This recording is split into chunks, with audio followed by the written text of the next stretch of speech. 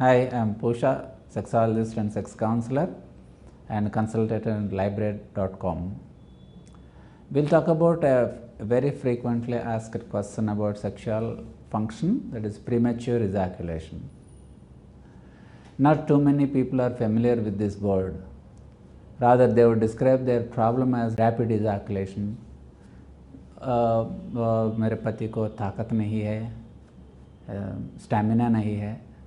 Such kind of descriptions we come across, and the real problem is the male concerned is not able to withstand intercourse for more than 1.5 to 2 minutes, or even sometimes he ejaculates within 1 minute. It is calculated from the time of intromission, that is inserting the penis inside, to ejaculating. The time is either less than 1 minute or slightly around 1 minute. And premature ejaculation is a very, very common male dysfunction, probably the most common male sexual dysfunction, without any bodily cause. So ultimately what we see is, if the male is ejaculating much earlier than the women and then he wishes to, then we consider this as a case to be a premature ejaculation. So a lot of people think this premature ejaculation as a disorder or a disease, which it is not. And secondly, many people attribute this to their past habits, and they call them bad habits, typically put it in quotes.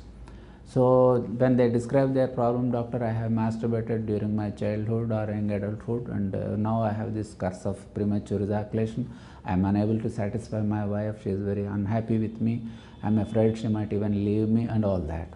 So they think that this is the cause, that they have masturbated in the past, that's why this problem is occurring, which again is not correct. Actually, masturbation does not cause premature ejaculation. On the contrary, you can use masturbation as a tool to overcome premature ejaculation. You can train yourself using that one, whether they are anxious people, whether they have any psychological disorders earlier, what is their family background, what is the relationship between the male and the female, the wife and the husband in our case. So how do they interact with each other, how do they take the problem, are they hostile, are they anxious, are they stressed out, is the marriage in distress, are they quarreling, so are they in good communication, they love and care for each other despite this problem. All these things we have to assess first.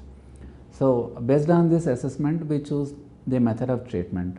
We have two methods. One is the natural method, whereby we will train the couple to first understand how the premature ejaculation is taking place and then how to control it.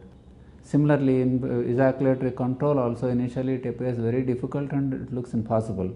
But then as weeks pass by, you learn every technique piece by piece, and with experience they will be able to overcome the premature ejaculation and they will be able to enjoy sex for several minutes. I know people who have been able to enjoy sex beyond 10 minutes, even 20 minutes, but let me not quote higher minutes because they are rarer instances. So this is based on natural methods, but natural methods require a good cooperation and understanding between the couple. That's very, very important. But when the couple is in distress, or if the natural methods they are not able to learn and implement easily, then we choose pharmacological treatment, that is drug treatment. There are a number of drugs which can be applied physically outside the skin, or there are drugs that can be taken through mouth. They solve the problem in a way, but they are short-lived. As long as they are used, then only they work, and then after stopping the medicines, again the problem returns. But what we do is, while they are learning, while they are enjoying their sexual life with increased intravaginal latency period, we teach them the techniques, natural techniques, so that the techniques will remain for a very long time and they enjoy their lives.